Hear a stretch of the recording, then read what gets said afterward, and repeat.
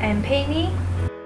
I'm currently studying in Taylor's University, Lakeside Campus, School of Bioscience, and today I'm going to briefly introduce how immunotherapy is useful for us to cure diseases.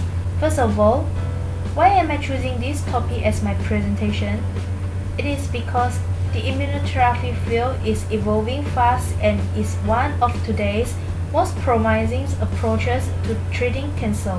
This class of medicines is designed to harness our immune system's ability to adapt, evolve, and remember as the disease evolves. The immune system is powerful, and the goal of immunotherapies is a long-lasting response to treatment. So, until now, I'm still confused with what is an immunotherapy. Immunotherapy is working with your body's own immune system to make it better by gently nudging the immune system into success. Many of today's advances in cancer immunotherapy can be traced back to the late 1980s, when French researchers identified a receptor on T cells called CTLA4. James Allison, not at the University of Texas MD Anderson Cancer Center in Houston, discovered that this receptor prevented T cells from attacking invaders with their full force.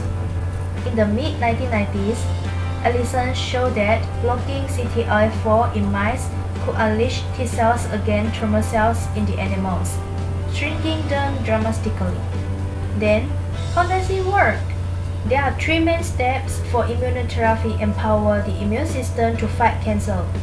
The first stage is specific stage, which the activated immune system is primed to recognize tumor antigens expressed by each patient's unique and frequently changing populations of cancer cells. Some activated T cells kill tumor cells directly or indirectly. Some activated T cells activate B cells, which become antibody-producing plasma cells. Second stage is adaptable stage. Each patient's populations of tumor cells mutate over time, which may result in resistance to traditional anti-cancer therapies. When a tumor cell is killed, additional antigens are released, stimulating activations of new populations of T cells and B cells that recognize tumor antigens. This can result in an expanding cascade of immune cells that is able to recognize cancer cells bearing a variety of tumor antigens as the tumor mutates over time. Last stage is durable. Some activated immune cells become memory cells, which remain primed to stimulate an anti-cancer immune response when tumor cells bearing target antigen are encountered within the body. By the way, most cancer treatments extract a high toll from patients. Chemotherapy and radiation kill cancer cells but also ravage healthy ones. The often toxic treatments are painful and carry many complications, many of which follows patients for their entire life. Surgery carries a high risk too, and it is not an option for some cancers that have invaded extremely sensitive areas, such as the brain and the spine. Many therapies also carry a high rate of cancer recurrence.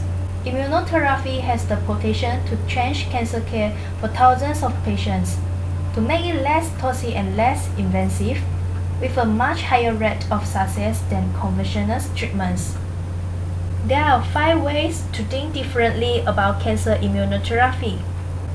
First one is, immunotherapy does not begin or end with just one target or pathway. Second one is, combining different classes of medicines may be very important. And reimagine the role of antibodies. Identify early who are the best candidates for clinical trials. The last one is groundbreaking medicines require forward thinking. Here are my presentation today. Hope you will enjoy it and understand some knowledge about immunotherapy. Thank you.